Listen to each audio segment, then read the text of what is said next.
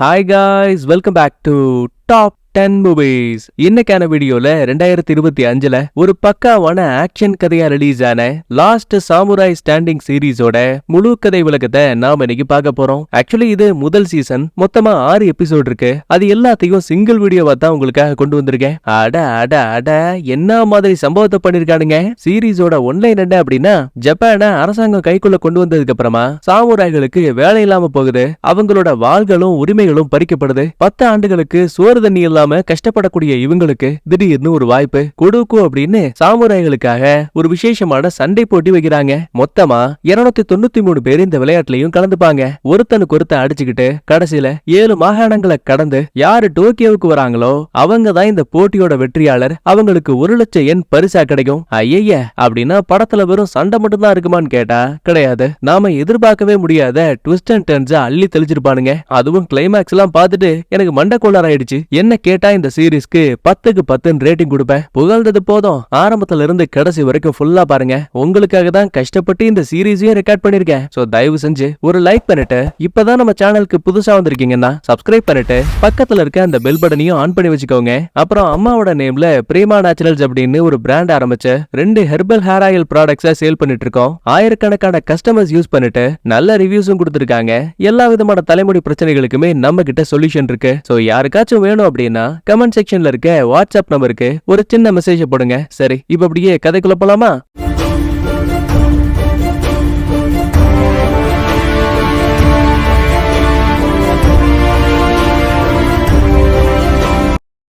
இந்த சீரீஸோட ஆரம்பத்துல ஒரு மிகப்பெரிய சாமுராய்களோட போர்க்களத்தை காட்டுறாங்க.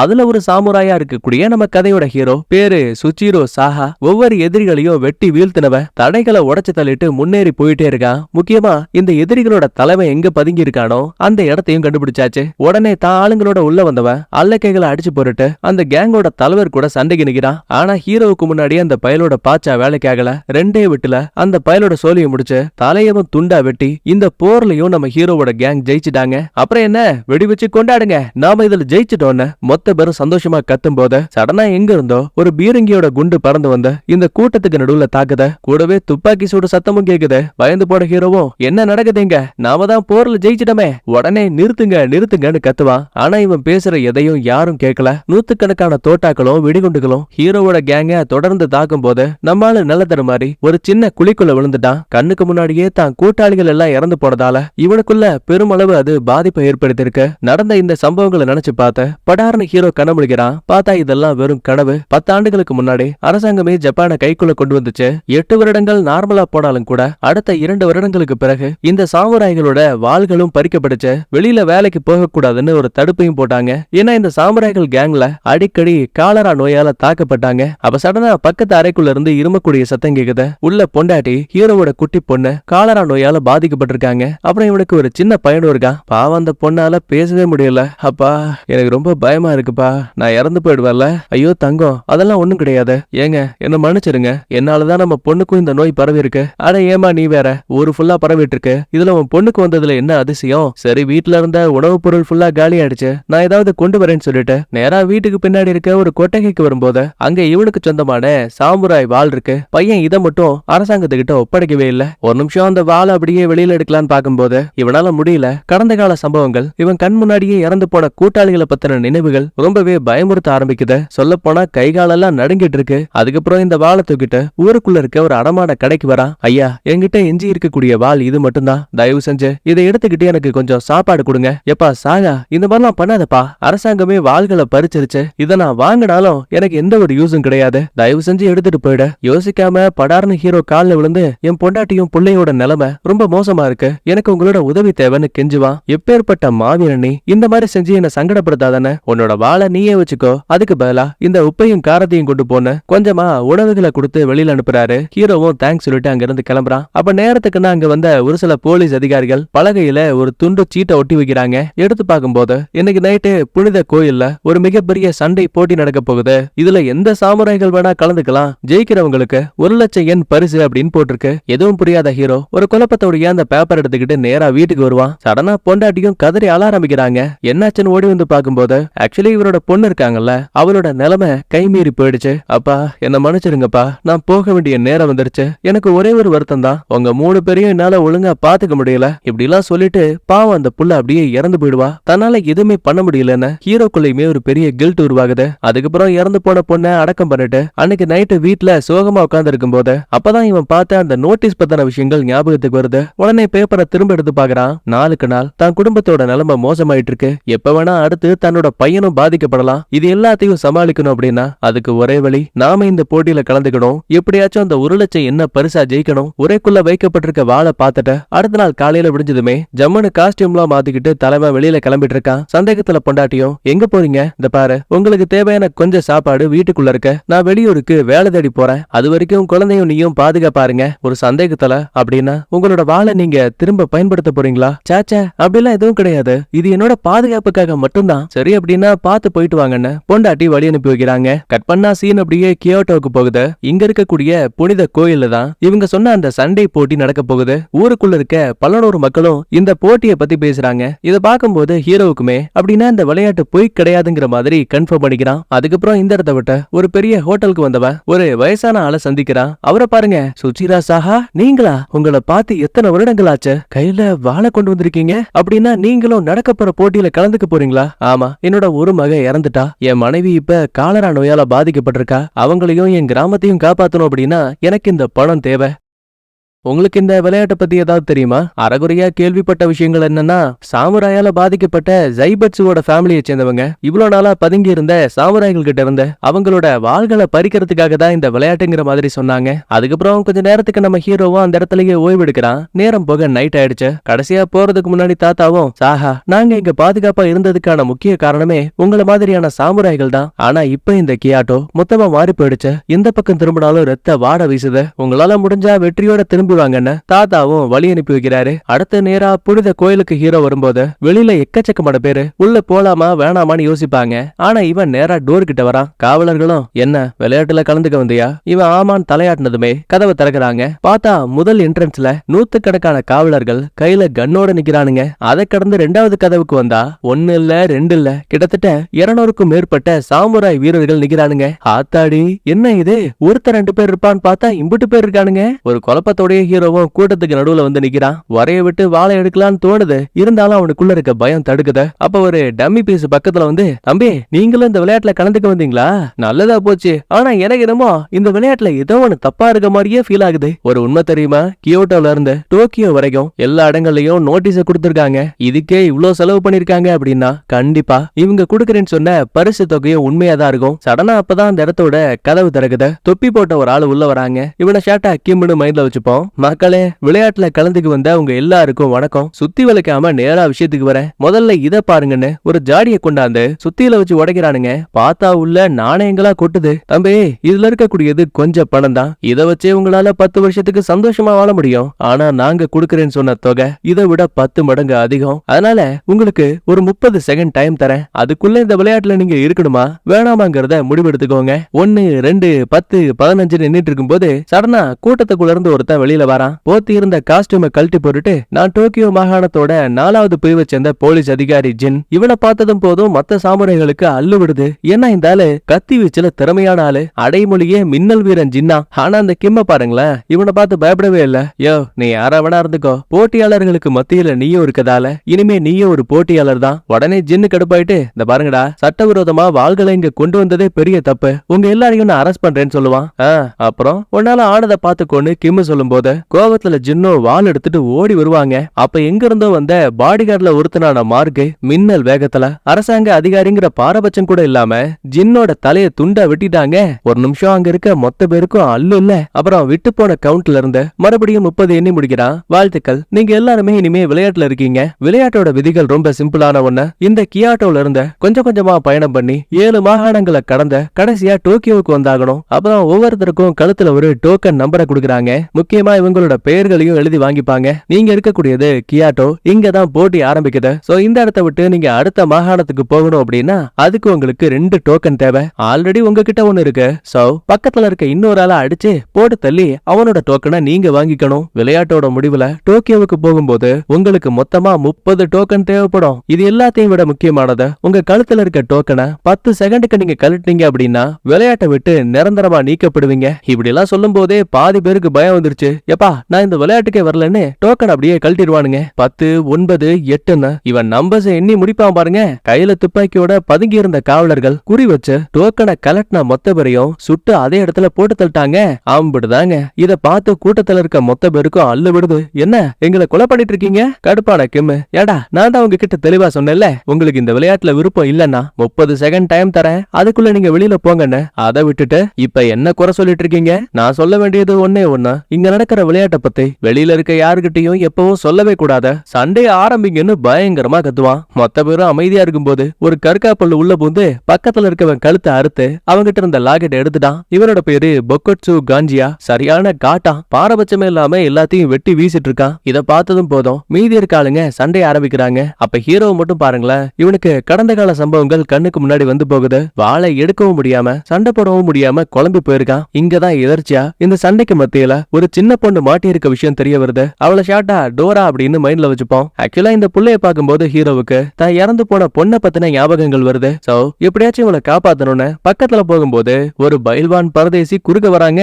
உருவத்தை பாத்தீங்களா? 5 டன் ஆம மாதிரி இருக்கான். தலைவன் உரைய விட்டு வாழை எடுக்கல. இருந்தாலும் சண்டை போடக்கூடிய திறமை இன்னும் அப்படியே இருக்கு. அதனால பைல்வானோட வயித்துல பஞ்ச பண்ணிட்டு அவ்வளவு எதிரிகளையும் கடந்து ரொம்ப ஈஸியாவே டோராவுக்கு பக்கத்துல வந்துட்டான். உண்மையை சொல்ல போனா மொத்தமா இந்த விளையாட்டுல 292 பேர் கலந்துருப்பாங்க. இவங்க எல்லாரையும் கடந்த முதல் ஆளா வெளியில வரக்கூடியது அரச பிரபுக்களோட காவல் தெய்வமா வேலை பார்த்த ஒக்கியோ. இப்ப சண்டைக்கு நடுவுல ஒரு எதிரி இன்னொருத்தனோட கழுத்துல இருந்து அந்த லாக்கெட்டை எடுத்துட்டான் அப்படின்னா 10 வினாடிகளுக்கு பிறகு பதுங்கி இருக்கக்கூடிய காவலர்கள் துப்பாக்கி வச்சு அந்த பயலுங்களை போட்டு தள்ளிடுவானுங்க.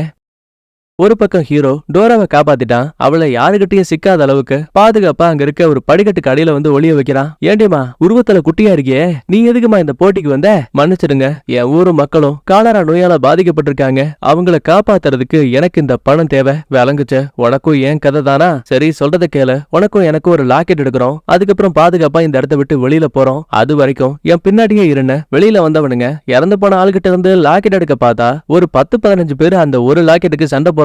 அப்ப ஒரு இடத்துக்கு மேல ஒரு சின்ன தீப்பந்த தூணுக்கு கீழே நம்ம ஆளுங்க நிக்கும் போது மேல பதுங்கி இருந்த சாமுராய்கள்ல ஒருத்தன் டோராவோட கழுத்துல இருந்த லாக்கெட்டை எடுத்துட்டான். 10, 9ன்னு கவுண்ட் டவுன் ஆரம்பிக்குது. ஹீரோ சும்மா இருப்பானா? கடன்னு மேல ஏறினவன் அந்த சாமுராய் பையில அடிச்சு போட்டு கடைசி நொடியில டோராவோட கழுத்துல லாக்கெட்டை மாட்டி விட்டான். நல்ல வேலையா இவ உயிர் தப்பிச்சுச்சு. ஆனா அந்த சந்தோஷம் நீடிக்கல. கீழே இருந்த மத்த சாமுராய்கள் நம்மால் நின்னுகிட்டு இருந்த அந்த தூண் இருக்குல்ல, அதையே மொத்தமா தள்ளி விடுவானுங்க. தடுமாறி 2 பேரும் குளத்துக்குள்ள விழுறானுங்க. இங்கதான் எதர்ச்சியா ஹீரோவும் ஒரு 3 சாமுராய்கள் ஒரு வயசான தாத்தாவை சுத்து போட்டிருக்க விஷயத்த கவனிக்கிறாங்க. தக்காளி சில நொடிகள்லயே 3 பேரையும் அந்த கிளடு கிட்ட போட்டு தள்ளிட்டாங்க. ஆத்தாடி மொடா பீஸா இருக்கானே, நாம இந்த பக்கம் போக வேணாம் அந்த பக்கம் போலான்னு டோராவை கூட்டிட்டு ஓடிட்டு இருக்கான். அதே டைம்ல அந்த கிளடு கிட்ட தான் சாகடிச்ச ஆளோட முகத்தை பார்த்து, நான் தேடி வந்த ஆள் நீ இல்ல பசங்களா, உங்களால ஓட முடியாத, கூடிய சீக்கிரமே உங்களை கண்டுபிடிப்பேன்னு ரொம்ப பயங்கரமான வாய்ஸ்ல பேசிட்டு இருக்கான். இன்னொரு பக்கத்துல அந்த சைக்கோ காஞ்சியா இருக்கான்ல, கிடைக்கிற ஒவ்வொருத்தனையும் வெட்டி வீசிட்டு இருக்கான். சொல்ல போனா அவங்களோட மரணத்தை பார்த்து இவ ரசிச்சிட்டு இருக்கான். ஆக்சுவலி இவன் மட்டும் கிடையாது, இந்த விளையாட்டை தொலைதூர மலைகளுக்கு மேல இருந்து ஒரு 4 பணக்கார பயலுங்களும் பார்த்துட்டு இருக்காங்க. இவங்க எல்லாருமே ஜைபட்ஸுன்னு சொல்லப்படக்கூடிய ஒரு பணக்கார வர்க்கத்தை சேர்ந்தவங்க. சொல்ல போனா சாமுராய்களுக்கான போட்டி நடக்குதுல்ல, இதுக்கான எல்லா செலவுகளையும் பண்ணக்கூடியதே இந்த பயலுங்க தான். ஆனா இவங்களுக்கும் மேல இன்னொருத்தன் தலைவர் இருக்கான். அது யாரு என்னங்கிறத தெளிவா காட்டல. கட் பண்ண அடுத்த ஹீரோ நம்ம டோராவை கூட்டிட்டு ஒரு பில்டிங் குள்ள வந்து ஒளிஞ்சுப்பான். இவனுக்கு கிடைச்ச லாக்கெட்டை நம்ம டோரா கிட்டையும் கொடுக்குறான். சரி நுழைவு வாயில கடந்து வெளியில போலான்னு நினைக்கும் போது சடனா இதே அறைக்குள்ள ஒரு சாமுராய் கையில வாளோட உள்ள வருவான். போச்சு, நம்ம ஆளுங்களை கண்டுபிடிக்க போறானோ நினைக்கும் போது எங்க இருந்தோ பறந்து வந்த ஒரு கத்தி அந்த பயலோட கழுத்தை குத்தி பதம் பாக்குது. இவனோட பேரு கியோஜின்.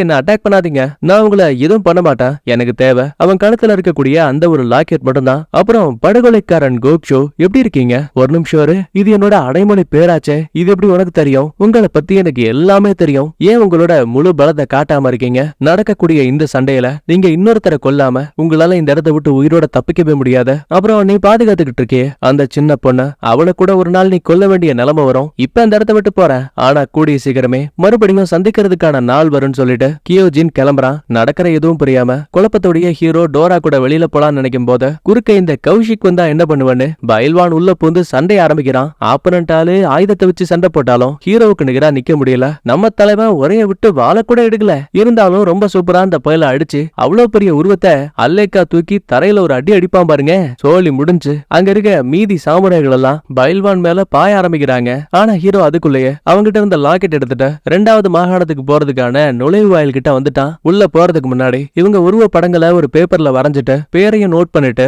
அதுக்கப்புறம் தான் அங்க இருந்து அனுப்பி வைக்கிறாங்க. பணக்கார வர்க்கம் இது எல்லாத்தையும் பார்த்துட்டு பரவாயில்லையே, படுகொலைக்காரன் கோக்ஷோ ரொம்ப ஈஸியாவே 2வது மாகாணத்துக்குள்ள போயிட்டான். இவனை நம்பி நம்ம பந்தயத்தை கட்டலான்னு பேசிட்டு இருப்பாங்க. நமக்கு டைம் ரொம்ப கம்மியா இருக்கு, எனக்கு தெரிஞ்ச ஒரு விடுதிக்கு போலான்னு 2 பேரும் வேகமா ஓடும் போது வழியில 1-2 பேரும் சண்டை போடுவானுங்க. ஆனா அது எல்லாத்தையும் தாண்டி இந்த காஞ்சியா இருக்கான் பாத்தீங்களா, அவன் குறுக்கால வந்து நிக்கிறான். என்னப்பா கோக்ஷோ எப்படி இருக்க? கடந்த 10 ஆண்டுகளுக்கு பிறகு இந்த நாளுக்காக தான் நான் காத்திருந்தேன். அட பாவி, நீ இன்னும் சாகலையா? அட நான் உன் கதையை முடிக்காத வரைக்கும் நான் எப்படி சாவேன்? வா, இன்னைக்கு உனக்கும் எனக்குமான போட்டியில ஜெயிக்க போறது யாருன்னு பாக்கலாம். கூட டோரா இருக்கதால சண்டை போடவே நம்மளால யோசிச்சுட்டு இருக்கான். இதுக்கிடையில 293 பேர் இந்த விளையாட்டுல கலந்துருப்பாங்கல்ல. ஆனா இப்ப இன்னும் 128 பேர் மட்டும்தான் உயிரோட இருக்காங்க. கட் பண்ணா டோராவோட பிளாஷ்பேக். ஆக்சுவலா ஊருக்குள்ள இருந்த அனாதை குழந்தைகளை நம்ம டோராவோட அம்மா தான் தத்தெடுத்து வளர்க்க ஆரம்பிச்சிருக்காங்க. ஆனா ஒரு லிமிட்டுக்கு மேல இவங்க கிட்ட இருந்த செல்வங்களும் காலியாகுது. குழந்தைகளுக்கும் காலரா நோய் வந்துருச்சு. ஒவ்வொரு குழந்தைகளும் அக்கா நான் இறந்து போயிடுவேனா, என்ன காப்பாத்த முடியாதா அப்படி இப்படின்னு புலம்பிட்டு இருப்பாங்க. ஐயோ செல்லம், அதெல்லாம் ஒண்ணும் இல்லம்மா, அங்க பாரு என்னோட அம்மா உங்களுக்காக தான் கடவுள்கிட்ட பிரார்த்தனை நடனம் பண்ணிட்டு இருக்காங்க. கண்டிப்பா பகவான் உங்களை காப்பாத்துவாரு. அதுக்கப்புறம் டோரா நேரா அம்மா கிட்ட வந்து இவ்வளவு செஞ்சும் கூட கடவுள் நம்மள கண்டுக்கலையேன்னு சொல்லுவா. அட விடுமா, எல்லாம் சரியா போயிடும், நான் குழந்தைகளுக்கு போய் சாப்பாடு செய்யறேன்னு அந்த இடத்த விட்டு 2 அடி தான் வைப்பாங்க. படாருன்னு மயங்கி கீழே விழுந்துட்டாங்க. அப்பதான் தெரிய வருது அந்த அம்மாவுக்கும் காலரா வந்துருச்சு. இந்த சம்பவத்தாலதான் டோரா தான் ஃபேமிலிக்காகவும் குழந்தைகளுக்காகவும் இந்த போட்டியில கலந்துகிட்டு ஜெயிக்க வந்திருப்பா. பிளாஷ்பேக் கட் ஆனதும் போதும் காஞ்சியாவுக்கும் ஹீரோவுக்கும் சண்டை நடக்க ஆரம்பிக்குது. ஹீரோ தான் உரைய விட்டு வால் எடுக்க மாட்டேன்னு அடம் பிடிக்கிறானே. சோ இந்த காட்டாம் பையன் காஞ்சியா கூட சண்டை போட்டு ஜெயிக்க முடியாதுன்னு கிடைக்கிற சந்து பொந்துல எல்லாம் ஓடிட்டு இருப்பான். ஆனா இந்த பைத்தியக்காரன் விட்டுற மாதிரியே இல்ல. ஒரு லிமிட்டுக்கு மேல டோராவை அங்கிருந்து ஓட சொல்லிடுவான். கண்ணா பின்னான்னு அடி வாங்கின ஹீரோ சுருண்டு விழும் போது, என்ன கோக்ஷோ எனக்கு இந்த விளையாட்டை சுத்தமா பிடிக்கல, எதுக்காக உன்னோட உரைய விட்டு வாழை எடுக்காம இருக்க? புரிஞ்சு போச்ச, 10 வருஷத்துக்கு முன்னாடி கோசின் போர்ல உன்னோட மக்கள் எல்லாரும் கண்ணு முன்னாடியே இறந்து போனாங்களே, அந்த சம்பவங்களை நினைச்சு பாக்குறியா? அப்படின்னா நீ பயந்துட்ட அதானே? ஒரு நிமிஷம் ட்ரிகர் ஆன ஹீரோ, என்னடா இப்ப உனக்கு சண்டை தானே போடணும், வாடா தக்காளி நீயா நான் பாக்கலான்னு உரைய விட்டு மனச கல்லாக்கிட்டு ஹீரோவும் அந்த வாழை எடுக்கிறான். ஆரம்பத்துல கைகள் நடுங்கினாலும் கூட அதுக்கப்புறம் பார்த்தா தலைவன் சும்மா கெத்தா வாழை வீசுறாங்க. காஞ்சியாவால தாக்கு பிடிக்கவே முடியல, அட்டி மேல அட்டி விழுந்துகிட்டே இருக்கு. இதுக்கடையில தனியா ஓடி வந்த டோராவுக்கு ஒரு குதிரை கண்ணுல மாட்டுது. உடனே அதை எடுத்துக்கிட்டு ஹீரோ கிட்ட வருவா. இந்த பக்கம் காஞ்சியா கூட சண்டை போடும் போது அவனால தாக்கு பிடிக்க முடியல. ஒரு கிட்டத்துல காஞ்சியாவோட தலைய வெட்டுறதுக்கான வாய்ப்பே கிடைச்சாலும் கூட ஹீரோ அதை பண்ண மாட்டான். கடுப்பான காஞ்சியாவோ, என்ன மேஜிக் டா நீ பண்ணிட்டு இருக்க, என்ன நீ கொல்லாம தப்பு பண்ணிட்ட அப்படி இப்படின்னு புலம்ப ஆரம்பிக்கிறான். அப்ப நேரத்துக்குன்னு டோரா உள்ள வரும்போது காஞ்சியாவை அடிச்சு டைவர்ட் பண்ணிட்டு அங்க இருந்து குதிரையில எஸ்கேப் ஆயிட்டாங்க. நேரா ஹீரோ அந்த தாத்தாவோட ஹோட்டலுக்கு வருவான். நைட்டு 2 பேருக்கும் தங்கறதுக்கான இடமும் உணவும் கிடைக்குது. நீங்க தான் என் உயிரை காப்பாத்துனீங்க, உங்களுக்கு பெரிய நன்றின்னு சொல்லுவா. அதெல்லாம் பரவாயில்லன்னு சொல்லிட்டு உரைய விட்டு வால் எடுத்து பார்க்கும்போது, பரவாயில்ல இத்தனை வருடங்கள் ஆனாலும் கூட இது இன்னும் துருப்பிடிக்காம தான் இருக்கு. இங்க பாரு, காலையில விடிஞ்சதுமே உன்னை பாதுகாப்பா ஊருக்கு வெளியில கொண்டு போய் விடுறேன். அதுக்கப்புறம் உங்ககிட்ட இருக்க லாக்கெட்டை எங்கேயாச்சும் தூக்கி போறட்ட கண் காணாத இடத்துக்கு ஓடி போய் உன்னோட உயிரை காப்பாத்திக்கோ, இல்ல நான் இந்த போட்டியில கலந்துப்பேன். ஏய் நீ சின்ன பொண்ணு, முட்டாள் மாதிரி யோசிக்காத. இந்த மாதிரி பேசிட்டு இருக்கும் போது சடனா கதவுக்கு வெளியில யாரோ ஒருத்தர் நிக்கிற மாதிரியான சத்தம் கேக்குது. சண்டைக்காக வாழை கையில எடுக்கும் போது, வேணாம் என்ன அட்டாக் பண்ணாதீங்க, நான் தான்ப்பா புனித கோயில்ல பார்த்தமே கியோஜின். ஆக்சுவலா உங்ககிட்ட நான் பேசலாம் தான் வந்தேன், என்கிட்ட ஆயுதங்கள் இல்ல, கைய தூக்கிட்டு தான் உள்ள வரேன். குழம்பி போன ஹீரோவும், நீ யாரு, எதுக்காக எங்களை ஃபாலோ பண்ணிட்டு இருக்க? அட நான் யாருங்கிறது முக்கியம் கிடையாது, முதல்ல இந்த விளையாட்டை நடத்தக்கூடிய இந்த குடுக்கு கேங் இவங்க யாருங்கிறது நமக்கு தெரியணும். இல்ல எனக்கு புரியல. ஏப்பா சாமுராய்களை மட்டுமே செலக்ட் பண்ணி எதுக்காக இந்த போட்டியை வைக்கணும்? இறந்து போன உடல்களை அவங்க என்ன பண்றாங்க? அளவுக்கு அதிகமா செலவு பண்ணி விளம்பரத்தை பண்ணிருக்காங்க. உனக்கு தெரியுமா, சாமுராய்களோட கிராமங்களை தவிர இந்த விஷயம் வெளியில இருக்க பாதி பேருக்கு இப்போ வரைக்கும் தெரியாத. சோ இதுக்கு பின்னாடி இருக்க காரணம் என்ன? இது எல்லாத்தையும் கண்டுபிடிக்கிறதுக்காக தான் நான் உங்க கூட கூட்டணி வைக்கிறதுக்காக இங்க வந்தேன். ஒரு கட்டத்துல அந்த பணக்கார வர்க்கம் இருக்காங்க இல்லையா, புனித கோயிலுக்கு வந்து இறந்து போயிருக்க சாமுராய்களை பார்த்து சந்தோஷப்படுறானுங்க. அப்படியே இந்த பக்கம் பக்கத்துல நம்ம கியோஜின், நான் சுத்தி வளைக்காம நேரா விஷயத்துக்கு வரேன். விளையாட்டுல இப்ப வரைக்கும் கலந்துகிட்டது மொத்தமா 292 பேரு. கடைசியா டோக்கியோக்கு போகணும் அப்படின்னா அதுக்கு நமக்கு 30 டோக்கன் தேவை. எப்படி கணக்கு பண்ணாலும் சரி மொத்தமா 9 பேரால மட்டும்தான் அப்ப டோக்கியோக்குள்ள போக முடியும். சோ நாம 3 பேரும் உள்ள போறதுல எந்த பிரச்சனையும் கிடையாது. ஒரு சந்தேகத்துல ஹீரோவும், ஆமா நிறைய பேர் இருக்கும் போது நீ எதுக்காக எங்களை செலக்ட் பண்ண? ரொம்ப சிம்பிள், உன் கூட இந்த டோரா இருக்க வரைக்கும் நீ என்ன ஏமாத்த மாட்டேன்னு ஒரு நம்பிக்கை. கன்ஃபியூஸ் ஆன ஹீரோவும், இப்ப என்ன சொல்ல வர? நான் உன்னை ஏமாத்திட்டா இந்த டோராவை கொன்றுவேன்னு சொல்றியா? சிரிச்சுக்கிட்டே அவன் ஆமாங்கிறான். நான் மட்டும் கிடையாது, விளையாட்டோட முடிவுல 9 பேரு டோக்கியோக்குள்ள போனாலும் சரி அவங்களுக்குள்ளேயே சண்டையை வச்சு கடைசி ஆளுக்கு பரிசை கொடுத்தாலும் ஆச்சரியப்படுறதுக்கு இல்ல. சோ நீங்களே அந்த டோராவை கொல்றதுக்கான வாய்ப்பும் கூட அதிகம் தான். சரி 3 நாளைக்கு அப்புறம் கெய்ச்சில இருக்க விடுதியில என்ன வந்து பாருங்க, உங்க முடிவுகளுக்காக காத்திருக்கேன்னு சொல்லிட்டு கியோஜின் கிளம்பிட்டான். கட் பண்ணா பிளாஷ்பேக்ல நம்ம டோராவோட அம்மாவும் காலரா நோயால பாதிக்கப்பட்டதால இவங்களோட இடத்தை ஒழுங்கா பராமரிக்க முடியல. குழந்தைகளும் நோய்வாய்ப்பட்டு உணவில்லாமையே இறந்து போறாங்க. பணத்துக்காக புள்ள வீதியில பிச்சையெல்லாம் எடுத்திருக்கா. ஆனா இவ இருக்கக்கூடியதே சாமராய்களோட கிராமத்துல பணமே இல்லாம எவன் பிச்சை போடுவான்? அப்பதாங்க எதர்ச்சியா இவளோட கையில நடக்க போற குடுக்கு போட்டியை பத்தின ஒரு பேப்பர் கிடைக்குது. பணம் இருந்தா மட்டும்தான் தான் மக்களை காப்பாத்த முடியுங்கிற நம்பிக்கையில இவளுமே இந்த போட்டியில வந்து கலந்திருக்கா. நடந்த சம்பவங்களை திரும்ப நினைச்சு பார்த்துட்டு தூக்கத்தை விட்டு கண்ண முடிச்சவ ஹீரோ கிட்ட கூட சொல்லாம பக்கத்துல இருக்க அடர்ந்த காட்டு பகுதிக்கு வரா. அங்க இருக்க ஏரி கிட்ட ஒரு சின்ன நடனத்தை ஆட ஆரம்பிக்கிறா. இது கடவுள்கிட்ட வரங்களை கேட்கறதுக்கான நடனம். இந்த விஷயத்த அங்க வந்த ஹீரோவும் கவனிக்கிறான். அப்ப உடனே டோராவும், இந்த பாருங்க,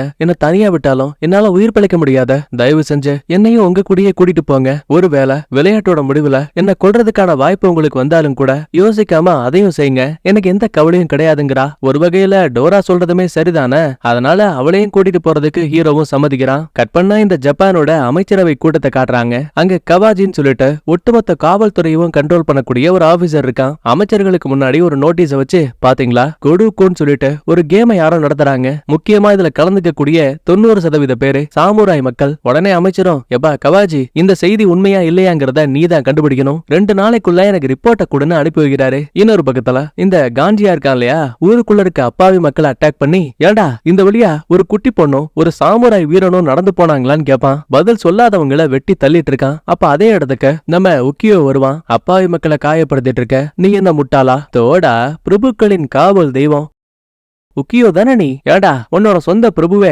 அரசாங்கம் உங்ககிட்ட இருந்த வாள்களை பறிச்சதுக்கு அப்புறமா உங்களை கைவிட்டுட்டாரு. பாவம், இப்ப நீயும் உன்னோட மக்களும் பிச்சை தான் எடுக்கிறீங்களாமே. வேணும்னா வாயேன், சண்டை போட்டு பாக்கலாம். அதுக்கு என்ன செஞ்சுட்டா போச்சுன்னா? காஞ்சியா சண்டை ஆரம்பிச்சதும் போதும் எவ்வளவு பெரிய தாக்குதலா இருந்தாலும் சரி இந்த உக்கியோ சாதாரணமா தடுக்கிறாங்க. சொல்ல போனா ஒரு அடி கூட இவன் மேல விழல. காஞ்சியா தான் அடி மேல அடி வாங்கிட்டு இருப்பான். ஏன் கடைசியில இவன் கையில இருந்த வாள் கூட பறந்து போய் கீழே விழுந்துரும். கட் பண்ணா உக்கியோவுக்கு ஒரு சின்ன பிளாஷ்பேக். நேரா இவன் வேலை பார்த்துக்கிட்டு இருந்த தன்னோட பிரபு கிட்ட வருவான். தலைவரே, என்னாச்சு உங்களுக்கு? எதுக்காக எங்களோட குடும்பத்தை கைவிட்டீங்க? ஆமா, அரசாங்கமே உங்ககிட்ட இருந்த ஆயுதங்களை பறிச்சுட்டாங்க. இதுக்கப்புறம் உங்களால எனக்கு என்ன யூஸ்?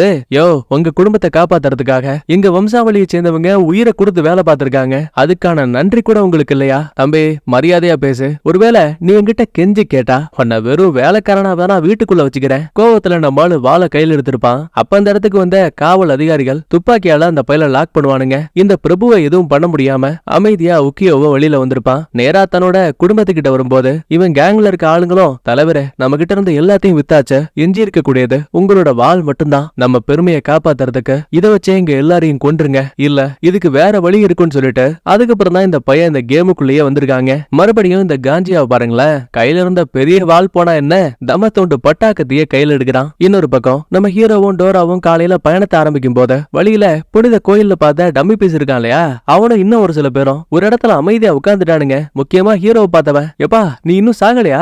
வா வா, எங்க கூட நீயும் ஒரு ஆளா சேர்ந்துக்கோ. டேய், இதுக்கு மேல கிட்ட வராத. எப்பா எப்பா, நான் சண்டையெல்லாம் போட மாட்டேன்பா. இது பாரு, நாங்க எல்லாருமே இந்த கேமை விட்டு விலகலான்னு முடிவெடுத்துட்டோம். லூசு மாதிரி யோசிக்காத, அதெல்லாம் விதிகளுக்கு எதிரானத. அப்படியே திரும்பி பார்க்கும்போது மலைகளுக்கு மேல இந்த கேம் நடத்தக்கூடிய அதிகாரிகள் நிக்கிறானுங்க.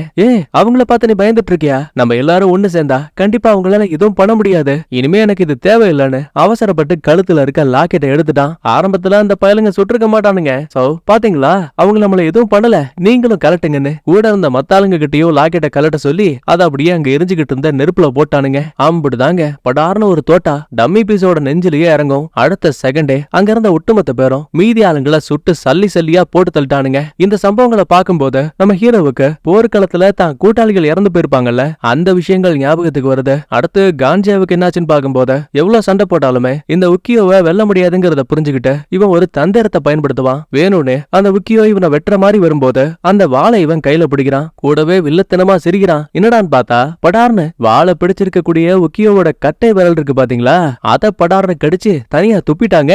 ஒரு பொருளை கிரிப்பா பிடிக்கணும் அப்படின்னா அதுக்கு கட்டை விரல் தான் ரொம்ப ரொம்ப முக்கியம். அதையே புடுங்கி போடுறதால உக்கியோவோட பிடிமானம் நழுவி போகுது. வால் வீச்சிலையும் ஒரு தெளிவு இல்ல. இத தனக்கு சாதகமாக்கிட காஞ்சியா அடி அடி நடிச்சு அவனோட கதையை முடிச்சிட்டு இருக்கான். அடுத்த ஹீரோவை காட்டுவாங்க. இவன் முன்னாடியே இறந்து போன உடம்புகளை இந்த காட்ஸ் எல்லாம் அப்புறப்படுத்திட்டு இருப்பாங்க. அந்த ஒரு நிமிஷம் பயங்கர கோவத்துக்கு போன ஹீரோவும், எங்களை மட்டப்படுத்த உங்களுக்கு என்ன தைரியம், உங்களை விட நாங்க எதுலடா குறைஞ்சவங்க, எங்களை நீங்க இப்படி நடத்திருக்க கூடாதுன்னு படார்னு வாள் எடுத்தவன் அங்க இருந்த ஒரு காடோட தலையவே துண்டா வெட்டிட்டான். உடனே மீதி காட்ஸ் எல்லாம் கையில கன் எடுக்க நினைப்பாங்க. தலைவன் சும்மா இருப்பானா, படார்னு உள்ள வந்தவன் அங்க இருக்க ஒவ்வொருத்தனையும் வெட்டி வீழ்த்த ஆரம்பிக்கிறான். துப்பாக்கி வச்சு சுடும்போது வாளை வச்சு தடுக்கிறான். இல்லனா அந்த காட்ஸையே தனக்கு கேடயமா பயன்படுத்துறான். சில நொடிகள்லயே அங்க இருந்த ஒட்டுமொத்த பேரோட கதையும் முடிஞ்சு போச்சு. ஒரு நிமிஷம் இதையெல்லாம் பார்த்து டோராவுக்கு அள்ளு விடுது. உண்மை சொல்லப்போனா இந்த காட்ஸ்ல கொஞ்சம் பேரு மலைகளுக்கு மேல இருந்து இந்த சம்பவங்களை பார்த்துட்டு இருப்பாங்க. எப்பா மார்க்கு, இப்ப நான் என்ன பண்றது? ஒன்னும் பிரச்சனை இல்ல, இறந்து போன ஆளுங்களை பத்தி முதல்ல இந்த போட்டியோட தலைவருக்கு இன்ஃபார்ம் பண்ண. பாத்தியா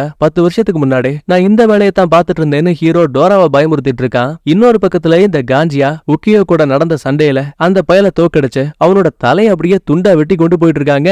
கருமம் அது கூட பரவாயில்ல, பத்தல பத்தல எனக்கு இந்த சண்டை பத்தல, நல்ல எதிரிகள் எவனாச்சும் வாங்கடான்னு புலம்பரப்படியே போயிட்டு இருக்காங்க. கட் பண்ணா இங்கதான் நம்ம ஹீரோவோட ஒரு சின்ன பிளாஷ்பேக்க காட்டுறாங்க. குழந்தை பருவத்துல இருந்தே நம்ம ஹீரோவோட சேர்த்து மொத்தமா 8 அனாதை சிறுவர்கள் ஒரு ஃபைட்டிங் டெம்பிள்ல வாழ்ந்து வந்தாங்க. இவங்களுக்கான தினசரி வேலை ஒரு எதிரியை எப்படியெல்லாம் சாகடிக்கலான்னு கத்துக்கிறது தான். 8 பேர்ல நம்ம ஹீரோ தான் பெரியவன். இவன் கூட ஒருத்த சண்டை போடுறான் இல்லையா, அவனோட பேரு சசூகி. நம்ம ஷார்ட்டா கீ அப்படின்னு மைண்ட்ல வச்சுப்போம். அப்புறம் இந்த கேங்லயே ஒருத்தன் பல்கா இருக்கான் இல்லையா, இவனை பீமான மைண்ட்ல வச்சுப்போம். அப்புறம் ஒரு பொண்ணு இருப்பா, அவளை ஷார்ட்டா நம்ம கேடி பொண்ணுன்னு மைண்ட்ல வச்சுப்போம். இப்போதைக்கு இந்த ஒரு சில பேர்கள் மட்டுமே போதும். பயிற்சியை முடிச்சிட்டு எல்லாருமே ஒன்னா உட்காந்து சாப்பிடும் போது இந்த விஷயத்த இந்த டெம்பிளோட குருவும் கெந்தோசாய் அப்படின்னு இன்னொரு வயசான ஆளும் பக்கத்துல இருந்து பாத்துட்டு இருக்காரு. ஒரு வழியா நாம காத்துட்டு இருந்த நாள் வந்துருச்சு. இனிமே இந்த கோயிலுக்கு யாராவது ஒருத்தர் தான் தலைவரா இருக்கணும். முடிவுகளை பத்தி நீயே சொல்லிட. அதுக்கப்புறம் மாஸ்டர் 8 பேரையும் கூப்பிட்டு, இந்த பாருங்கப்பா, இவ்வளவு நாளா உங்களுக்கு கொடுக்கப்பட்ட பயிற்சிகளுக்கான காரணம் இந்த டெம்பிளையும் தற்காப்பு கலைகளையும் யாராவது ஒருத்தர் பாதுகாத்தாகணும். சோ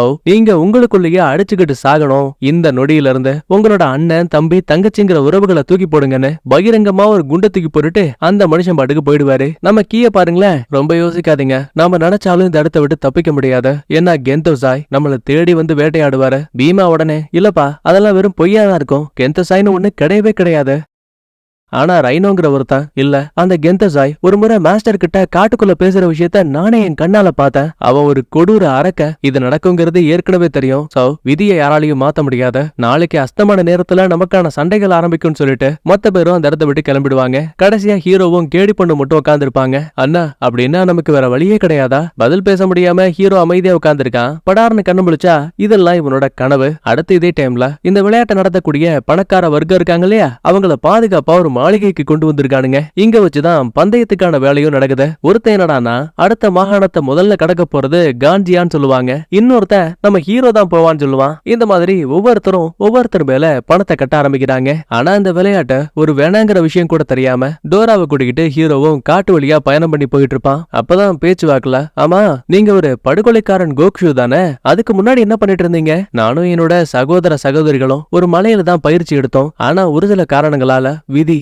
எங்களையே எதிரிகளாக்குச்ச. அதுக்கப்புறம் மலையை விட்டு தப்பிச்சு வந்தன்னா ஒரு சில பிரபுக்கள் கிட்ட பணத்துக்காக வேலை பார்த்தேன். அவங்களுக்காக நிறைய கொலைகளை பண்ண. அதனாலதான் எனக்கு படுகொலைக்காரன் கோக்ஷு அப்படிங்கிற பேரும் வந்துச்சு. இங்க பாரு, இந்த காடு ரொம்ப ஆபத்தானது. இதை கடந்தா மட்டும்தான் அடுத்த மாகாணத்துக்கு போக முடியும். எதிரிகள் எங்க வேணா பதுங்கி இருக்கிறதுக்கான வாய்ப்பு அதிகம். எப்பவுமே என் கூட இரு. இந்த மாதிரி பேசிட்டு கொஞ்ச தூரம் வரும்போது மரங்கள்ல ரத்த கரைகள் இருக்கு. கூடவே ஹீரோ சொன்ன மாதிரி ஈட்டிகளை ஆயுதமா பயன்படுத்தக்கூடிய 2 ட்வின் பிரதர்ஸ் வருவானுங்க. 2 பேரும் அட் டைம்ல தாக்கினாலும் நம்மால அதனால ரொம்ப ஈஸியாவே தடுத்துருவான். ஹீரோ திறமையானவன்னு தெரிஞ்சதுமே அவனை விட்டுட்டு முதல்ல டோராவோட கதையை முடிக்கலான்னு துரத்துவானுங்க. அங்க இங்கன்னு ஓடி வந்தவங்க ஒரு சின்னோண்டு சரிவுள்ள தடுக்கி விழுந்துருவாங்க. குறிப்பிட்ட தூரத்துக்கு அப்புறமா துரத்தி வந்த ட்வின் பிரதர்ஸையும் காணோம். ஆனா ஒரு மயான அமைதி மட்டும் இருக்கு. கண்டிப்பா இங்க யாரோ இருக்காங்கன்னு சொல்லும் போதே பதுங்கி இருந்த கேடி பொண்ணு இருக்கா இல்லையா, அவ உள்ள வரா. கத்திய வச்சு சண்டை போட ஆரம்பிக்கிறா. ஏ இரஹா, நீ வந்துட்டியா? வாய மூடு. அந்த மலைக்கு மேல இங்க எல்லாரையும் தனியா விட்டுட்டு தப்பிச்சு போன ஆள் தானே நீ? உன்னை அண்ணா அண்ணான்னு மனசார கூப்பிட்ட. ஆனா நீயே என்ன ஏமாத்திட்ட. இந்த மாதிரி பேசிட்டு இருக்கும் போதே ட்வின் பிரதர்ஸும் அங்க வராங்க. இவங்கள போலவே இன்னும் நிறைய எதிரிகளும் வராங்க. முதல்ல ஹீரோவை கொல்லலான அந்த பிரதர்ஸ் 2 பேரும் ஓடி வருவானுங்க.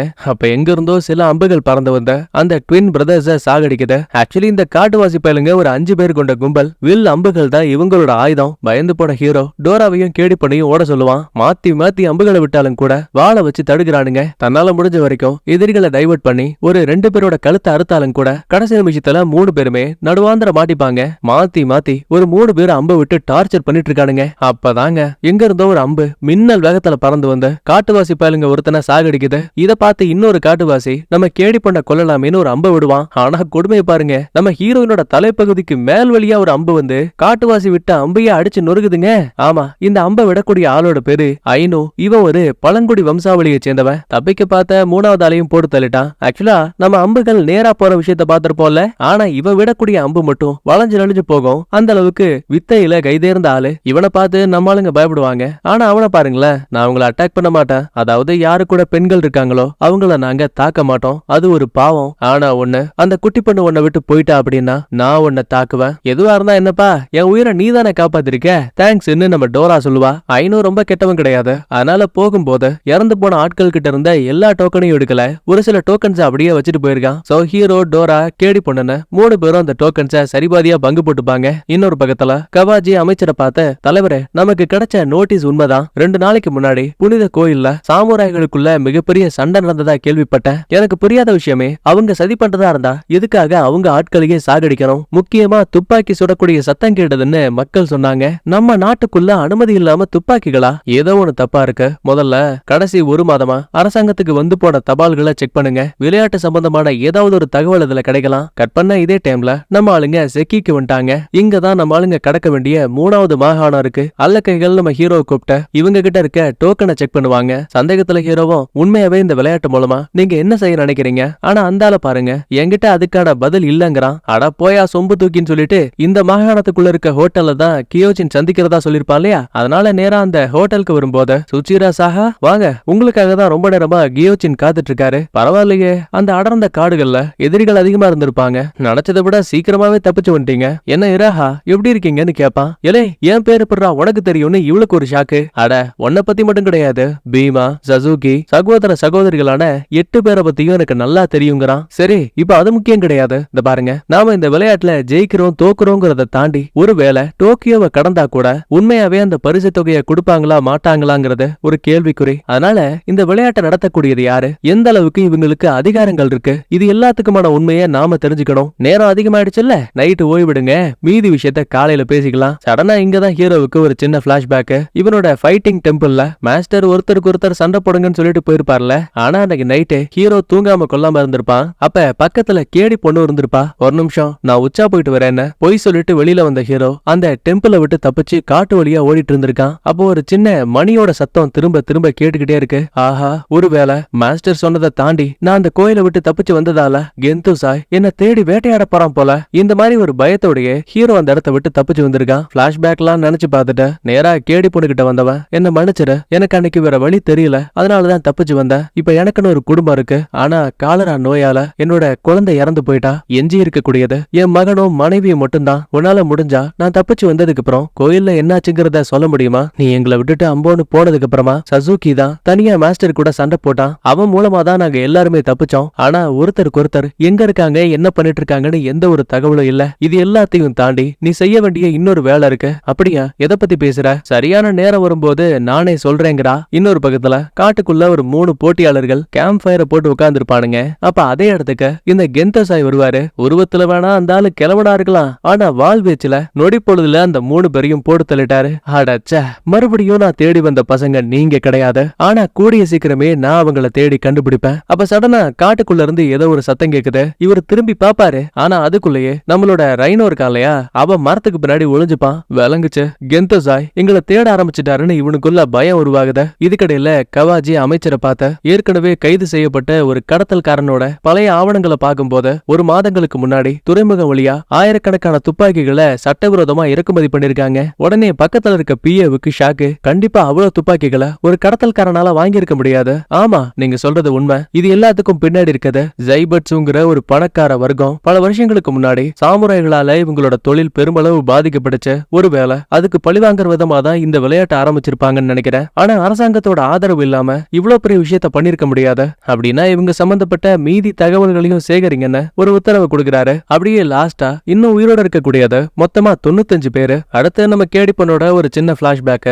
ஆக்சுவலி என்னதான் இவ ஃபைட்டிங் டெம்பிள விட்டு தப்பிச்சு வந்தாலும் கூட கெந்தோசாய் கிட்ட இருந்து தான் உயிரை காப்பாத்திக்கிறதுக்காக நாடோடி கும்பல் கூட ஒன்னா சேர்ந்து கத்தி வீசக்கூடிய வித்தையெல்லாம் காட்டி பணம் சம்பாரிச்சிட்டு இருந்திருக்கா. அப்பதான் திடீர்னு ஒரு நாள் நம்ம ரைனோ இருக்கா இல்லையா, அவன் நம்ம கேடிப்பனை தேடி இங்க வரைக்கும் வந்துட்டான். டேய், நீ என்ன கண்டுபிடிப்பன்னு நான் நினைக்கவே இல்ல.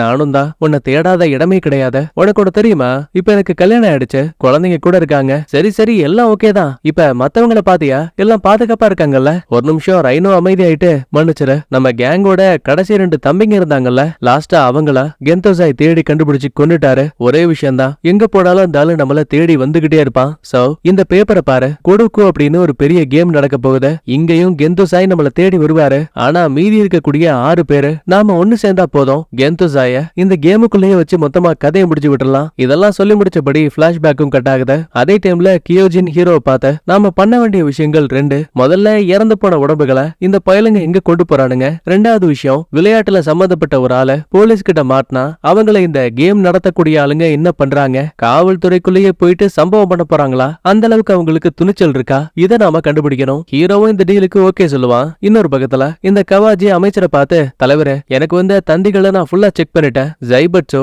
அதாவது அந்த பணக்கார வர்க்கம் தென்கிழக்கு காடுகளுக்கு மத்தியில இருக்க ஒரு மிகப்பெரிய மாளிகையில பதுங்கி இருந்துதான் இந்த விளையாட்டு எல்லாத்தையும் நடத்துறதா தெரிய வருது. நீங்க அனுமதி கொடுத்தா நான் போய் ஒரு செக்அப் பண்ணிட்டு வந்துருவேன். அதுக்கு என்னப்பா, நீ நம்பகமான காவல்காரன், போய் பார்த்துட்டு வான்னு பெர்மிஷனும் கொடுக்குறாரு. இதுக்கடையில ஹீரோவோட கேங் சாப்பிடலாமேன்னு ஒரு ஹோட்டலுக்கு வருவாங்க. இவங்கள போலவே இன்னும் ஒரு சில பேரு கழுத்துல டோக்கனோடவே உட்கார்ந்து சாப்பிட்டுட்டு இருக்கானுங்க. அதுல ஒரு அகராதி பயபுள்ள போட்டியில ஒருத்தனா இருக்கக்கூடிய பொடியனை போட்டு டார்ச்சர் பண்ணிட்டு இருக்கான். கியோஜனுக்கு இதை பார்த்தா என்ன தோணும், ஏன்பா இந்த மொட்டை பையன் ரொம்ப சேட்டை கொடுத்துட்டு இருக்கான், நம்ம இந்த பையல ஜெயிலுக்கு அமிச்சா கரெக்டா இருக்கும்னு நினைக்கிறேன். அட, அது அவ்வளவு சீக்கிரம் நடக்காதுன்னு ஒரு குரல் கேக்குது. என்னடான்னு பார்த்தா ஒரு தொப்பிக்காரன் இவங்கிட்ட இருந்த பணத்தை வச்சு இந்த கடைக்குள்ள இருந்த மொத்த பேரையும் வாங்கிட்டான். பட் இருந்தாலுமே அவங்களுக்கு கொடுக்கு கேம பத்தி எதுவும் தெரியாது. ரொம்ப சிம்பிளா கழுத்துல டோக்கன் யாரு மாட்டிருக்காங்களோ அவங்கள மட்டும் போட்டு தள்ளிட்டு அந்த டோக்கனை எடுத்து கொடுங்கன்னு மட்டும்தான் இந்த ஆளுங்க கிட்ட டீல் போட்டிருக்கான். அரே பாய்ஸ், அந்த 2 பொண்ணை என்ன வேணா பண்ணிக்கோங்க, ஆனா மொத்த பேருக்கிட்டையும் இருக்க டோக்கன் எனக்கு வேணும்னு இவன் சண்டையை ஆரம்பிச்சுட்டு கிளம்பிட்டான். அடுத்து இந்த காஞ்சியா இருக்கான் இல்லையா, அவனுக்கு என்னாச்சுன்னு பாக்கும்போது அடுத்து எவனை போடுதலாம், எவன் கழுத்தை அறுக்கலான்னு ஓரத்துல உட்காந்து வேடிக்கை பார்த்துட்டு இருப்பான். அப்ப அதே வழியா நம்ம 500 இருக்கா இல்லையா, அவன் நடந்து போறாங்க. வாயை வச்சுக்கிட்டு சும்மா இல்லாம, தோடா வில்லையும் அம்பையும் கொண்டு போற, ஏண்டா நீ எல்லாம் ஒரு வீரனா, மிருகத்தை வேட்டையாடக்கூடிய ஆயுதத்தை மனுஷங்களை சாகடிக்க கொண்டு வந்திருக்கேன்னு ரொம்ப அசிங்கமா பேசும்போது, தப்பா பேசாத, இந்த ஆயுதம் கடவுள்களுக்கு பலி கொடுக்க பயன்படுத்தக்கூடியத. காஞ்சியாவுக்கு கடுப்பாயிடுச்சு. உடனே பக்கத்துல இருக்க அப்பாவி 2 பேரை போட்டு தள்ளிட்டு, என்னடா கடவுள் கடவுள்னு சொன்ன, அந்த கடவுள் இந்த மக்களை காப்பாத்த இங்க வரலையா, அடங்க அப்பா மாவன, இருடா இன்னைக்கு வாயிலேயே அம்பு விடுறேன்னு 500 கடுப்பாயிட்டு சண்டைக்குள்ள இறங்குறான். குறுக்க நெருக்க அத்தனை பேர் நிப்பானுங்க. ஆனா இவன் ரொம்ப அசால்ட்டா காஞ்சியா மேல மட்டுமே படுற மாதிரி ஒரு அம்பு எடுத்து விடுவாங்க. சரி, இங்கதான் இந்த பஞ்சாயத்துன்னு பாக்கும்போது ஹோட்டல்ல இருக்க ஹீரோவோட கேங்குக்கும் அந்த ரவுடி பசங்களுக்கும் சண்டை ஆரம்பிக்குது. கேடி போன இவனுங்க சும்மா நினைச்சிட்டானுங்க போல, தனியாளா இருந்தா தகராறு தான் பண்ணுவா, கூட்டமா இருந்தா கொலையை பண்ணுவாங்க. கியோஜின் ஹீரோன்னு மொத்த பேரும் அடிச்சு சம்பவம் பண்ணிட்டு இருக்கானுங்க. இவனுங்களோட அடியை தாங்க முடியாம ரவுடி பயலுங்கெல்லாம் ஆலவராச்சாமின்னு தெரிச்சு ஓடிடுவானுங்க. கடைசியா வசமா இந்த தொப்பிக்காரனும் பொடியனும் மாட்டிக்கிட்டானுங்க. இன்னொரு பக்கத்துல ஐனோ வில்லோட மறைச்சு வச்சிருந்த கத்தி எடுத்த காஞ்சியா கூட ரொம்ப சூப்பரா சண்டை போட ஆரம்பிக்கிறான். ஆனா அது ரொம்ப நேரத்துக்கு நீடிக்கல. கரெக்டா அந்த இடத்துக்கு மார்க்கும் அவனோட ஆளுங்களும் வந்துட்டாங்க. எலே முட்டா பேசுங்களா, உங்க மேல தலைவர்கள் நிறைய பந்தயம் கட்டி இருக்காங்க, பைத்திய மாதிரி சண்டை போட்டு இறந்துடாதீங்க. அப்பாவி மக்கள் சாகடிச்ச விஷயம் இப்ப காவல்துறைக்கு தெரிஞ்சு போச்சு. கொஞ்ச நேரத்துல அவங்க இங்க வந்துருவாங்க. இதோடா அவங்கள பார்த்து நான் பயப்படணுமா? நீ என்ன பார்த்து பயப்படணும்? சுத்தி பாடுறா முட்டா பீச, என் ஆளுங்க எல்லா இடத்துலயும் பதுங்கி இருக்காங்க. ஏதாவது சேட்டையை கொடுத்த பொட்டுன்னு தோட்டா வரைக்கிட்டு போயிட்டே இருப்பேன். கடுப்புல காஞ்சியா அங்க இருந்து அமைதியா கிளம்புறான். இந்த பக்கத்துல ஹீரோவோட கேங் தொப்பிக்காரனையும் பொடியனையும் கைத்த போட்டு கட்டி வச்சிருக்காங்க. ஏண்டா உங்க 2 பேர்ல யார நாங்க காவல்துறைக்கு அனுப்பி வைக்கிறது?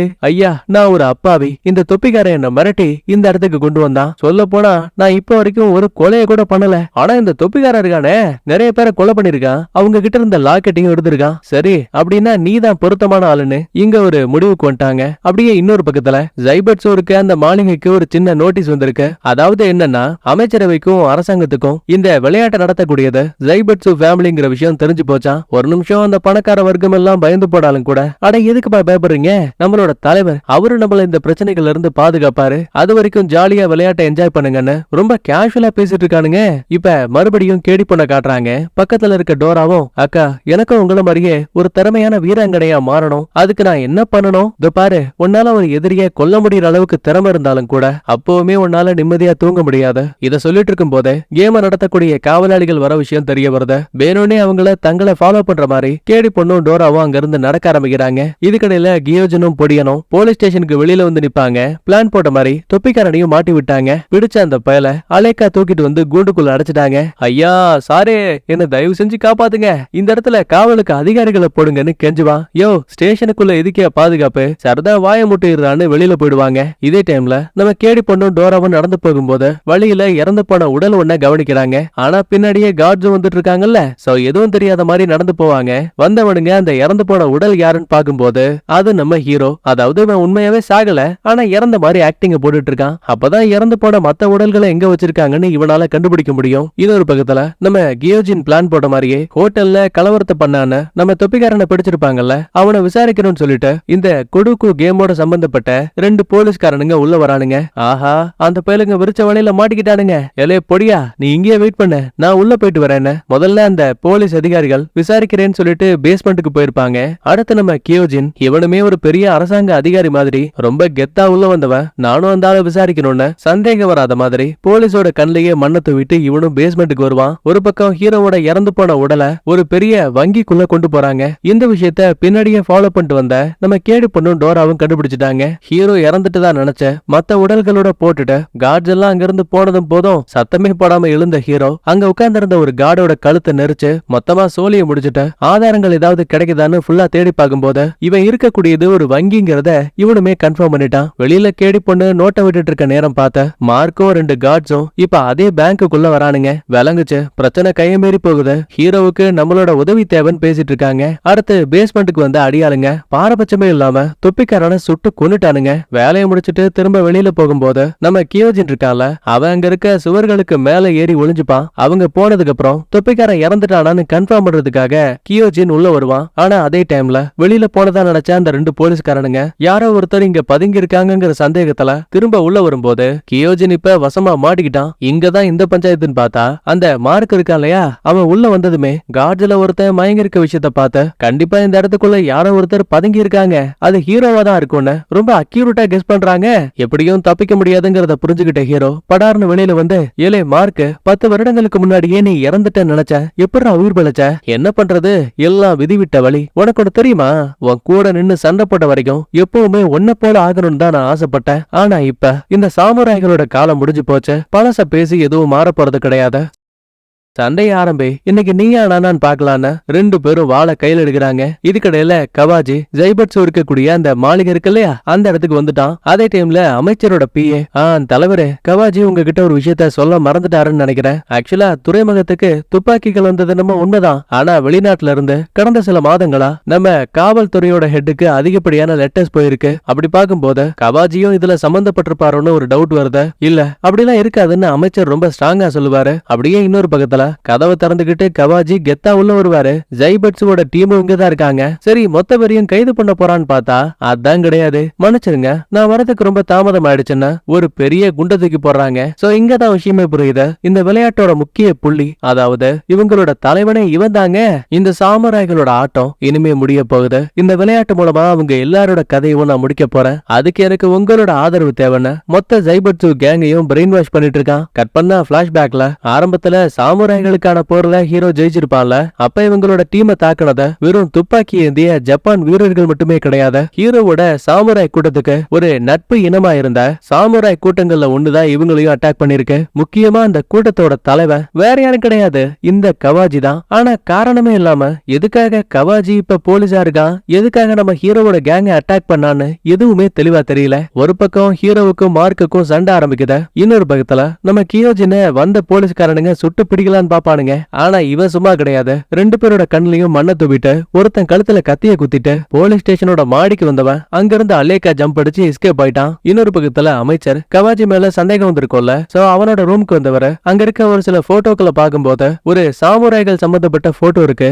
அதுல ஒருத்தனா இந்த கவாஜி உட்கார்ந்து இருக்க விஷயமும் இவருக்கு தெரிய வருது. ஆனா ஆதாரம் இல்லாம கவாஜி தான் தப்புகளை பண்ணிட்டு இருக்கான்னு எப்பவுமே சொல்ல முடியாதுல்ல. இதே டைம்ல ஹீரோவுக்கும் மார்க்குக்கும் இடையில பெரிய பஞ்சாயத்து போயிருக்கும் இல்லையா, அப்ப கத்திமணியில ஹீரோவை லாக் பண்ணிடுவான். நம்மால மாட்டிக்கிட்டான், சோழி முடிய போதுன்னு நினைக்கும் போது சடனா கதவை திறந்துகிட்ட நம்ம கேடி பொண்ணு உள்ள வராங்க. ரெண்டு புகை வெடிகுண்டுகளை உள்ள தூக்கி போடுவா. வெடிச்ச வேகத்துக்கு பக்கத்துல என்ன இருக்குன்னு கூட பார்க்க முடியாத அளவுக்கு புகையா மாறி போகுது. இத தனக்கு சாதகமாக்கின ஹீரோ அந்த இடத்தை விட்டு அலேக்கா கேடி பொண்ணு கூட எஸ்கேப் ஆயிட்டான். கட் பண்ண இதே டைம்ல அமைச்சரோட அல்லக்கையான ஜான காட்டுறாங்க. தலைவரே, இந்த கொடுக்கு கேம் நடத்தக்கூடியவங்க ஒரு சில கோட் வேர்ட்ஸை பயன்படுத்தி தான் இது எல்லாத்தையும் பண்ணிட்டு இருக்காங்க. ஒருவேளை அந்த கோட் வேர்ட் என்னங்கறதை என்னால டீகோட் பண்ண முடிஞ்சா அது கண்டிப்பா இந்த கேஸுக்கு உதவியா இருக்கும். சரி ஏதோ சொல்ற, ட்ரை பண்ணி தான் பாருன்னு ஜானோட கையில டாக்குமெண்ட்ஸை கொடுக்கிறாரு. கட் பண்ண அன்னைக்கு நைட்டு நம்ம ஆளுங்க ஒரு மீட்டிங் போடுவாங்க.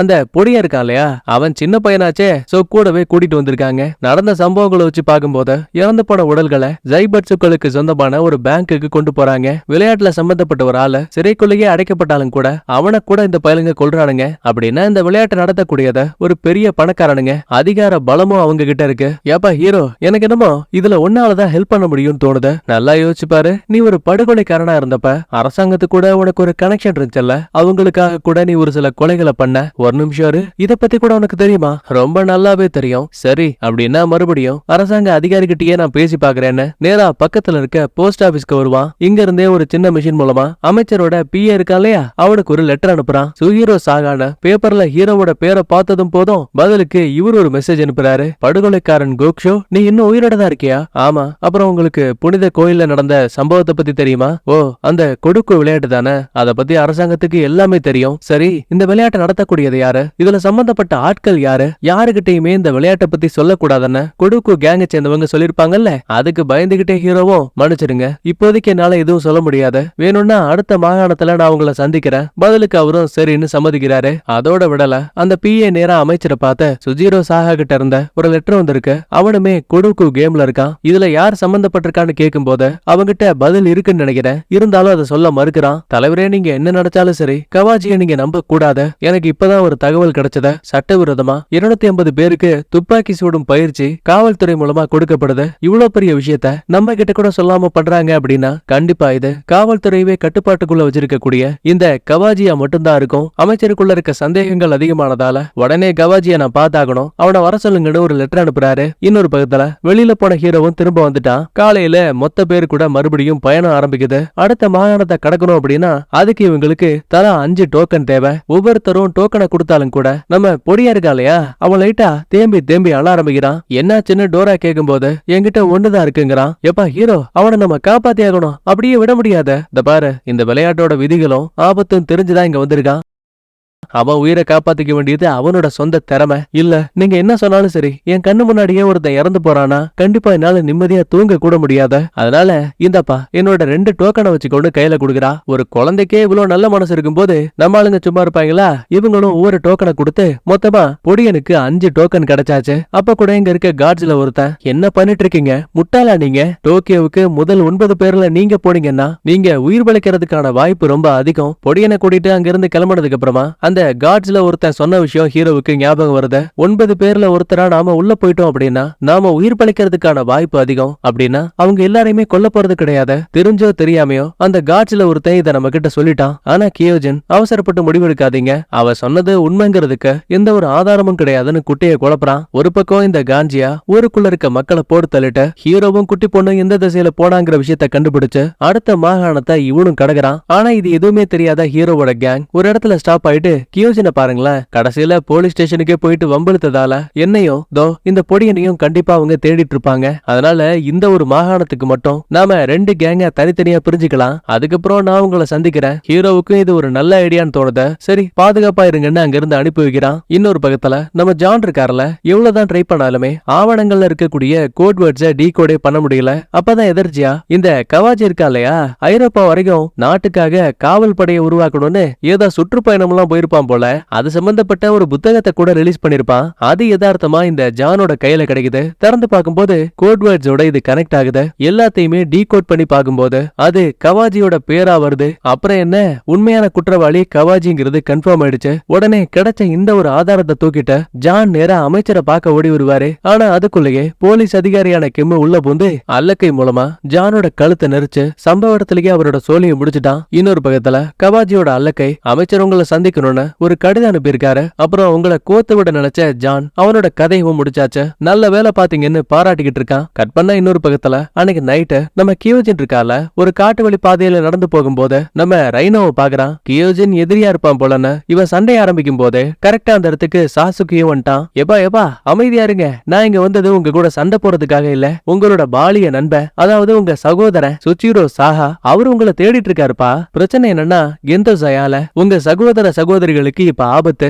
நீங்க உங்களுக்கு உதவி பண்ண மாட்டீங்களா அப்படி இப்படின்னு 2க்கு 3 பிட்ட ஊதிட்டு இருக்கான். இந்த இடத்துல உண்மையாவே இந்த கியோஜின் யாருன்னு நமக்கே மண்டையை போட்டு பிச்சுக்கிற மாதிரிதான் இருக்கு. கட் பண்ணா ஹீரோவோட பிளாஷ்பேக்ல எதிரிகளோட தாக்குதலால தன்னோட ஒட்டுமொத்த படையவும் ஹீரோ இழந்ததுக்கு அப்புறமா அப்ப அதே இடத்துக்கு ஒரு சைக்கோ கொலைகாரனான நம்ம காஞ்சியா வருவான். ஐயோ பாத்தியா, உன்னோட ஆளுங்க எல்லாம் இறந்து போயிட்டாங்க, மிச்சம் மீதி உயிரோட இருக்க ஆளுங்களை சாகடிச்சு எனக்கு என்ன யூஸ், நீ வாப்பா நம்ம 2 பேரும் சண்டை போட்டு இத ஒரு முடிவுக்கு கொண்டு வரலாம். காஞ்சியா, போர் முடிவுக்கு வந்தாச்ச, அமைதியா அந்த இடத்த விட்டு கிளம்ப, நான் சண்டை போடுற மூட்ல இல்ல. ஆனா அந்த முட்டா பீஸா அதையெல்லாம் கேட்காம சண்டைய ஆரம்பிக்கிறான். கடுப்பான ஹீரோவும் திரும்ப தாக்கும் போது இந்த பயலால தாக்கு பிடிக்க முடியல. ஓங்கி ஒரு வெட்டு கண்ணத்தோட அப்படியே நெஞ்சு வரைக்கும் பட்டா கத்தி பதமா இறங்கிருச்சு. காஞ்சியா என்ன கொல்லுன்னு கெஞ்சுவான். அப்பவுமே ஹீரோ நான் கொல்ல மாட்டேன், இந்த போர் முடிஞ்சிருச்சுன்னு சொல்லிட்டு அமைதியா அந்த இடத்த விட்டு கிளம்பிட்டான். டேய் போகாதரா, என்ன கொல்லு, இல்லனா நான் உன்னை தேடி வருவேன்னு காஞ்சியா கத்த ஆரம்பிக்கிறான். இந்த சம்பவங்களுக்கு பிறகு பிடிபட்ட காஞ்சியாவை காவல்துறையை சேர்ந்தவங்க சிறைக்குள்ள அடைகிறாங்க. 1 இல்ல 2 இல்ல 10 ஆண்டுகளுக்கு மேல இவட சிறைக்குள்ளையே தான் அடைச்சு வச்சிருக்காங்க. ஹீரோவை கொல்லணுங்கிற அந்த ஒரு வெறி மட்டும் தான் அதிகமா இருந்திருக்கு. அப்பதான் திடீர்னு ஒரு நாள் இந்த மார்க் உள்ள போந்து உன்னோட காத்திருப்புக்கு ஒரு பலன் கிடைச்சிருக்கு, நாங்க ஒரு கொடுக்குங்கிற விளையாட்டு ஆரம்பிக்க போறோம், அதுல நீ நினைக்கிற மாதிரி விருப்பப்படக்கூடிய யார வேணா சாகடிக்கலாம், இந்த வாழப்பொடின்னு திரும்ப ஆயுதத்தை கொடுத்ததும் போதும் காஞ்சியாவுக்கு சந்தோஷம் தாங்கல. காவலுக்கு இருந்த அதிகாரிகள்னு பாரபட்சமே இல்லையே, கண்டந்துண்டமா வெட்டி தள்ளிட்டு இவன் பாட்டுக்கு போயிட்டு இருக்காங்க. ஒரு பக்கம் நம்ம ஹீரோவோட கேங் அடுத்த மாகாணத்துக்கு போகலாமேன்னு பார்க்கும்போது வழியில ஒரு சின்ன ஊருக்குள்ள திருவிழா நடந்துட்டு இருக்கு. மக்கள் நடனம் ஆடக்கூடிய விஷயத்த ஹீரோ கவனிக்கிறான். டோராவுக்கும் டான்ஸ் பிடிக்கும்ல, சோ நீ போய் ஆடுன்னு அவளை என்கரேஜ் பண்ணுவான். கேடி பொண்ண பாருங்களேன், என்னப்பா உன் பொண்ணை பாத்துக்கிற மாதிரி டோராவை இவ்வளவு கண்ணுங்கருத்தமா பாத்துக்கிற? ஆமா, என் பொண்ணு இறந்து போனாலும் கூட டோராவை பார்க்கும்போது இவ என்னோட பொண்ணுதானோன்னு எனக்குள்ள ஒரு உணர்வு. ஒரு பக்கம் கியோஜின் நம்ம ஹீரோவுக்கும் கேடி பொண்ணுக்கும் ஆபத்துங்கிற விஷயத்த சாசுகி கிட்டையும் ரைனோ கிட்டையும் சொன்னதும் போதும், ஆமா கெந்தோசாய் பத்தி உனக்கு எப்படி தெரியும், எங்களோட பெயர்கள் எப்படி உனக்கு தெரியும்னு கேள்வி கேட்பாங்க. பசங்களா, இதுவா முக்கியம், உங்க சகோதர சகோதரிகள் உயிர் தானே முக்கியம், போய் முதல்ல அவங்கள காப்பாத்துங்கன்னு 2 பேரையும் அனுப்பி வைக்கிறான். கூட நிக்கிற பொடி எனக்கு ஒன்னும் புரியல. யோ அவங்க கிட்ட என்னையா சொன்ன, யாரையா கெந்தோசாய், இளைய அரவேக்காடு, உனக்கு ஒரு சில விஷயங்கள் தெரியாம இருக்கிறதே நல்லது, வாயை மூடிட்டு வாடான்னு பொடி பையனை மிரட்டி கூட்டிட்டு போறான். ஒரு பக்கம் நம்ம ஹீரோ டோராவோட டான்ஸ பார்த்து ரசிச்சிட்டு இருப்பான். அப்ப நம்ம கேடி பொண்ணு அங்க இருக்கக்கூடிய கடவுள்கிட்ட ஒரு சின்ன வேண்டுதலை வைக்கிறா. சடனா இங்கதான் ஒரு சின்ன மணியோட சத்தம் கேட்க ஆரம்பிக்குது. யதார்த்தமா இவனும் திரும்பி பார்க்கும்போது அங்க வந்து நிக்கக்கூடியது கிழடுகட்டையான கெந்தோசாய். ஒரு வழியா ஃபைட்டிங் டெம்பிள சேர்ந்த 8 பேர்ல ஒருத்தைய கண்டுபிடிச்சிட்டேன்னு சொல்லுவான். இப்ப ஹீரோவை கத்தி கூப்பிடவும் முடியாது, ஏன்னா கூட டோரா இருக்கா. சோ நாமளே கெந்தோசாய் எங்க இருந்து கூட்டிட்டு போலான்னு திருச்சுக்கிட்டு ஓட ஆரம்பிக்கிறா. ஆனா அந்த கெந்தோசாய் சும்மா கிடையாது, எங்க போனாலும் விடாம ஃபாலோ பண்ணிட்டே இருக்காங்க. இதுக்கடையில ஹீரோ இருக்கக்கூடிய இடத்துக்கு இந்த காஞ்சியா வந்துட்டான். நான் தான் உன்கிட்ட சொன்னல, எங்க போனாலும் உன்னை தேடி வருவேன்னு, இன்னைக்கு நீ உயிரோட இருக்கணும் இல்ல நான் உயிரோட இருக்கணும்னு சுத்தி இருக்க மக்களை காயப்படுத்தி இந்த பைபிள்ல ஹீரோவை வெறியேத்திட்டு இருக்கான். அதோட விடலையே படார்னு நம்ம டோராவோட கழுத்துல கத்திய வச்சு லாக் பண்ணிட்டான். என்னப்பா இவள சாகடிச்சா நீ என் கூட சண்டைக்கு வந்துருவியோ, கொல்லட்டுமா சொல்லுன்னு இவன் மிரட்டக்கூடிய இதே டைம்ல நம்ம கேடி போட்டிருக்கால, அவ ஒரு வீட்டுக்குள்ள வந்து கதவை லாக் பண்ணிப்பா. அப்ப யாரோ ஒரு ஆளு டப்புன்னு கதவை திறகுறாங்க.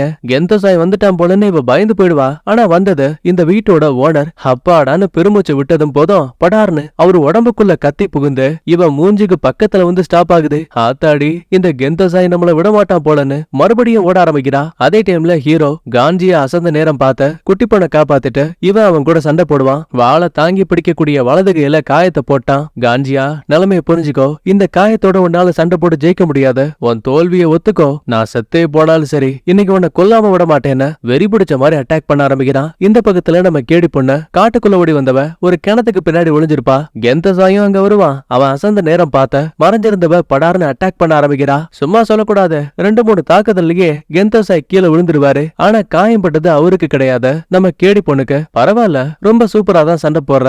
ஆனா இன்னைக்கு உன்னோட கதை முடிய போகுது. உனக்கு கடைசி ஆசை ஏதாவது இருக்கான்னு பேசிக்கிட்டே அந்த ஆளு பக்கத்துல வரும்போது நல்ல வேலையா அந்த இடத்துக்கு நம்ம ரைனாவும் சாசுக்கியும் வந்துட்டாங்க. 2 பேரும் ஒன்னா சேர்ந்து கெந்தோசாய்க்கு எதிரா சண்டை ஆரம்பிக்கிறாங்க. தனியால இவனை சண்டை போட்டு ஜெயிக்க முடியாதுன்னு பார்த்தா 2 பேரும் அட்டாக் பண்ணாலும் கூட ரொம்ப அசால்ட்டாவே அந்த தாக்குதலை தடுத்த ஒவ்வொருத்தனையும் பறக்க விட்டுட்டு இருக்கான். எலே ரைனோ, நினைச்சதை விட இவன் பலசாலியா இருக்கான். நீ கேடி பொண்ண கூட்டிட்டு இங்க இருந்து தப்பிச்சுப்போ, நான் இவனை பாத்துக்கிறேன்னு சாசுக்கி சூப்பரா சண்டையை போட ஆரம்பிக்கிறான். ஒரு கட்டத்துல அலேக்கா ஒரு ஜம்ப் அடிச்சு கெந்தோசாய் முதுகலியே இந்த பைபிள்ல பட்டாக்கத்தி இறக்கிட்டாங்க.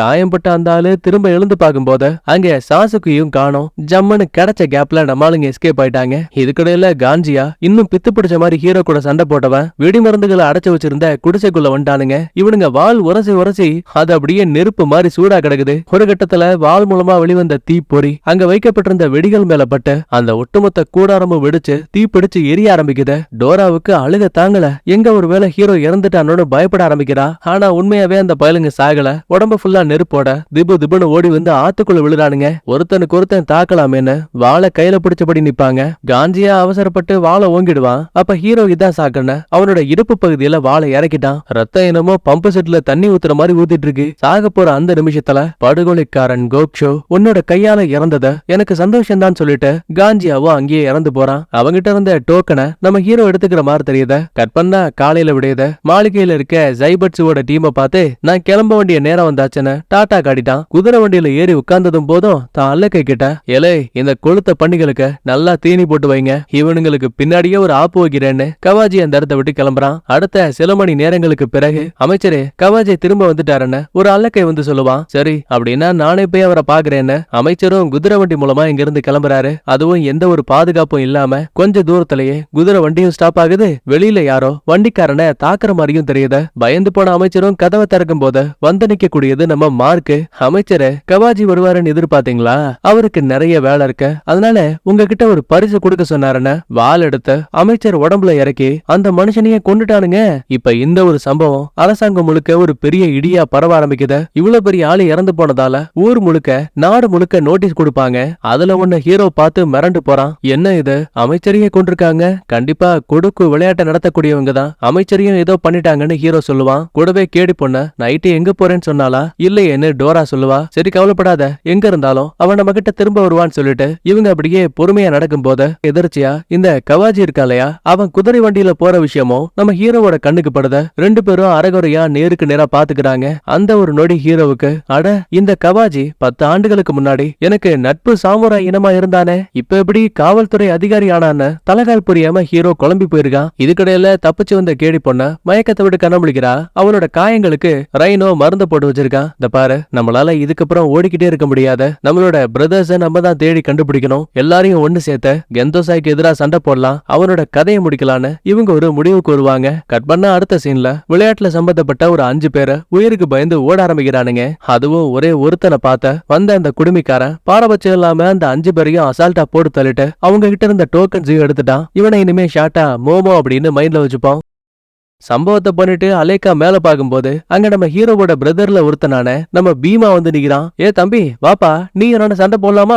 ஆத்தாடி ஆள விடுறா குடுமிக்காரான்னு பீமா அங்க இருந்து தெரிச்சு ஓட ஆரம்பிக்கிறான். ஒரு பக்கத்துல மார்க்க ஹீரோவை நினைச்ச இன்னும் அதிகமான பயிற்சிகள் எடுக்க ஆரம்பிக்கிறான். இந்த பக்கத்துல நம்ம ஐனு இறந்து போன ஏதோ ஒரு உயிரினத்தை ஒரு சில சடங்கெல்லாம் பண்ணி அடக்கம் பண்ணிட்டு இருக்கான். அப்புறம் இந்த கெந்தோசாய் அவர் ஒரு பழங்கால கோயிலுக்கு வருவாரு. எக்ஸாக்டா அதே இடத்துல இந்த கியோஜினும் இருக்கான். என்ன கெந்தோசாய், அவங்கள உன்கிட்ட நான் அனுப்பி வச்சேன், அப்பவும் நீ நீ அவங்கள தவற விட்டுட்டியே, உனக்கு வயசாயிடுச்சு, உன்னால இனிமே எதுவும் பண்ண முடியாதான்னு ரொம்ப கேஷுவலா பேசிட்டு இருக்காங்க. ஆனா புரியாத விஷயமே, இந்த கியோஜின் யாரு, எதுக்காக கெந்தோ சாய் கூட சுத்திட்டு இருக்கான், நம்ம ஆளுங்க கதையை இவன் ஏன் முடிக்க பாக்குறான்? இந்த மாதிரி எக்கச்சக்கமான ட்விஸ்ட் அண்ட் டர்ன்ஸ் கொடுத்து ஒரு சில கேள்விகளோடயே இந்த சீரிஸோட முதல் சீசனையும் முடிக்கிறாங்க. கூடிய சீக்கிரமே 2வது சீசன் வரும், கவலைப்படாதீங்க, நாம அதையும் போடுவோம். சரிப்பா, வீடியோ பிடிச்சிருந்தா லைக் பண்ணுங்க, உங்க ஃப்ரெண்ட்ஸ் அண்ட் ஃபேமிலிக்கு ஷேர் பண்ணுங்க. நான் உங்களை அடுத்த வீடியோல பாக்குறேன். Bye bye, thank you, love you all.